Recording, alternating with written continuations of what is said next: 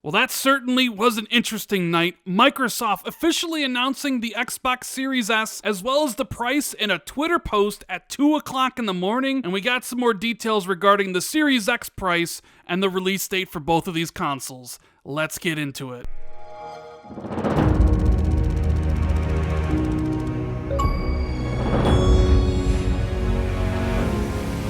What is going on, everybody? It's Randall Thor 19, the man with the million, back again with another video. Hope everyone's having a great day, and if you guys could do me a huge favor, make sure you hit the like and subscribe button and share this video out on social media. I really appreciate it. Thank you guys for all the support. Well, surprise guys, the Xbox Series S is real, and after months and months of speculation, Microsoft decided to share with the world in a random Twitter post at 2 a.m., not only giving us the design of Xbox Series S, but also giving us the price. I don't know about you guys, but I think it's incredibly hilarious that we got the price announcement for a console we didn't even know officially existed until this morning, and we've been waiting for almost a full year on price reveals of the PlayStation 5 and Series X. The actual chain of events that led Microsoft to reveal this console at 2 in the morning are actually pretty hilarious. You had a random Twitter user get their hands, download pretty much the official Microsoft marketing material for Series S that was supposed to be revealed next week in a press conference sort of thing to not only reveal Series S and the price, but also Series X and the price and release date. So he posted online, forcing Brad Sams to make his own video revealing the design of the system as well as the price point. And then a few hours later, boom, Microsoft had a huge leak on their hands, and they decided that they had to announce the console. So there we have it at 2:13 in the morning. Microsoft tweets out, "Let's make it official. Xbox Series S. Next-gen performance and the smallest Xbox ever. $299 estimated retail price. I think it's £249 if you're in the UK.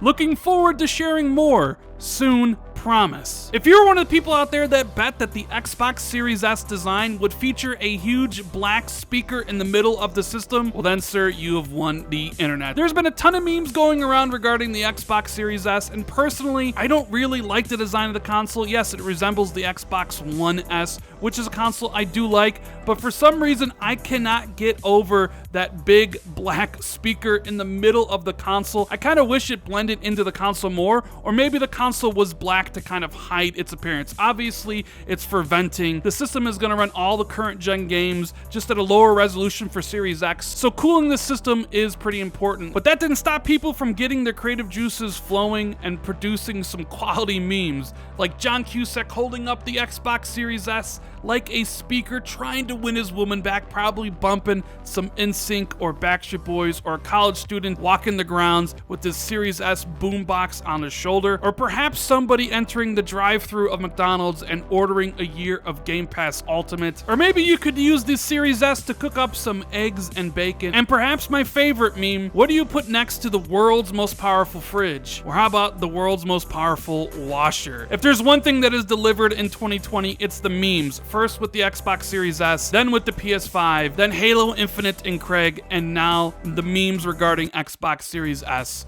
are absolutely stellar. Now, as I've said multiple times, and I'm gonna sound like a broken record here again, the Xbox Series S is going to be a very powerful console. Obviously not on the level of Xbox Series X. That is for the hardcore. That is for the enthusiasts. That's if you have a 4K television and want your games to look the best and have the best performance. If you're not really into that, if you don't really have a 4K television, if you're in the market for buying something for your kids, the Xbox Series S is going to be the way to go. It's priced super competitively at $299. That is absolutely insane. At the start of a brand new generation, day one, you can hop in for the low price of $299. That is absolutely ridiculous, especially when you compare it to prices of this gen and previous gens. It's never been such a low entry point into a generation. I mean, hell, the Xbox One S, which debuted in 2016 for $299, is still MSRP $299 in 2020. And for that same price 4 years later, you can get a system that not only plays all the Xbox One games, some 360 games, and some OG Xbox games, but plays them better than ever before. And yes, this system is much better than the Xbox One X. It has a more efficient GPU, it has a much better CPU, it has a SSD built in. This system is going to run circles over the Xbox One X. This is your entry point into next generation. $299 gets you this amazing system with a ton of great tech inside, but also Microsoft is going to be pushing Xbox Game Pass. So day one, you can bring home this system and have over 200 games at your fingertips to play. Now also last night, the official Xbox Series S reveal trailer leaked as well, which makes you wonder, how exactly did all this stuff leak? Did Microsoft upload all this information and videos to an unsecured server somewhere? I don't really know, but it's interesting. There are some features that we need to talk about regarding Xbox Series S, and the first is that it is completely all digital. It does not have a disk drive, so if that bothers you, if you're a physical gamer, you like to buy your discs, then Series S isn't for you. You're going to have to get the Xbox Series X because that does come with the disc drive, or maybe just go to PlayStation because they do have the option there of a digital edition or a regular edition. The Series S will do 1440p gaming at up to 120 frames per second, and I gotta say, I love Microsoft for kind of focusing more on frame rate with this system, the Series X and the Series S, unlike how they did with the One X, where it was always 4K, 4K, 4K. But to me, frame rate is more important, so I love that they're focusing on that, and the system is going to do up to 120 frames at 1440p. It would also feature DirectX ray tracing. It has variable rate shading as well as variable refresh rate. It has ultra low latency. It has a custom 512 gigabyte SSD. It has 4K streaming media playback as well as 4K upscaling for games. If you're playing the game at native 1440p, but you're playing on a 4K television, it'll upscale to 4K, and you probably really won't even tell the difference. Now, the one bullet point here that a lot of people will not be happy with is the size of the SSD. 512 gigabytes is not a lot, especially for a system that is completely all digital and one that is going to be focused on Game Pass, because you're definitely not going to be getting 512 gigabytes. Xbox is going to reserve some of that space for the operating system, and when I was on my Xbox One X last night, I have a 1 terabyte internal, but only 781 gigabytes of that was actually available to me.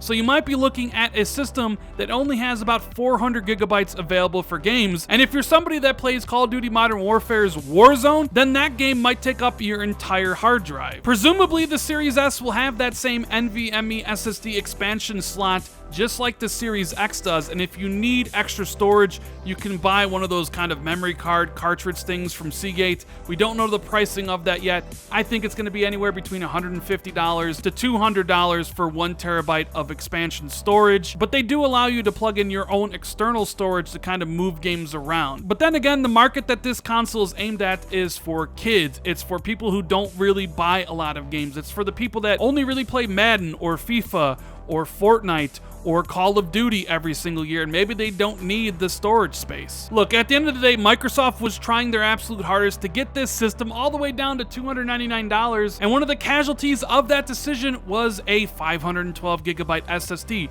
Sure, 1 terabyte would be a lot better, but then I doubt the Series S would hit that $299 price point. So what do you think about the Series S design and that $299 price point? Will you be buying a Series S for yourself this fall, or maybe picking it up as a gift for a younger family member? Let me know in the comments below. But moving on, we also have some more information regarding Series X and what price that system is going to be, as well as the release date for both of these consoles. Now keep in mind that this article was written before Microsoft confirmed the price of the Xbox Series S. So with that said, Jez Corden wrote this article on Windows Central talking about Series S and Series X price points, and he says that we can confirm via our sources that the entry-level Xbox Series S will cost $299 at retail, with a $25 per month Xbox All Access financing option, which Microsoft is planning to push hard via various retailers and a large global rollout. The more powerful Xbox Series X will cost $499, with a $35 per month Xbox All Access financing option. Both consoles will launch on November 10th, 2020. So $299 for Series S confirmed by Microsoft, and Jez is saying that Series X is going to be $499, which is exactly what I have been saying the prices of these two consoles would be for basically a year now. That is a great price for Xbox Series X in my opinion. You are going to be getting a beast of a machine for $500. But it's interesting that Microsoft is going to be pushing their Xbox All Access program. The first time they did this with the Xbox One X, it was only at the Microsoft Store, but that seemed to be a test pilot program. Now Microsoft has teamed up with Target as well as Amazon, and there's talks that they might be expanding to places like Best Buy, where you can basically get a Series X on a payment plan. If you don't have $300 for a Series S day one or $500 for a Series X day one, maybe it might be a little bit more affordable for you to spend $25 per month to get the Series S. And when you actually do the math, it's cheaper to use the Xbox All Access financing program. So the Series S is $300, and with Xbox All Access, you get 2 years of Xbox Game Pass Ultimate, which is $180 per year. So the total cost would be $660, but $25 per month for 2 years comes out to be $600. So you're actually saving money with the financing option, and that same thing applies for the Series X at $35 per month. As for the November 10th release date, I think that's a pretty good day. It does fall in between the 2 Fridays that I thought the Series X could launch, November 6th and November 13th, but honestly, thinking more about it, I doubt there is any way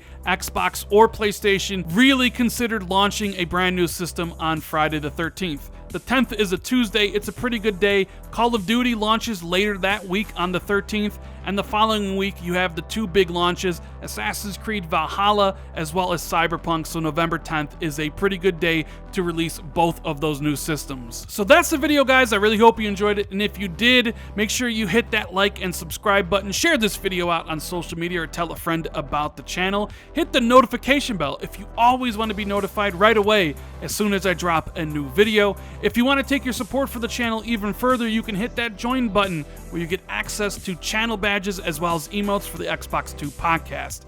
Thank you guys so much for watching the video. It means so much to me, and I'll see everybody in the next video. Later, guys.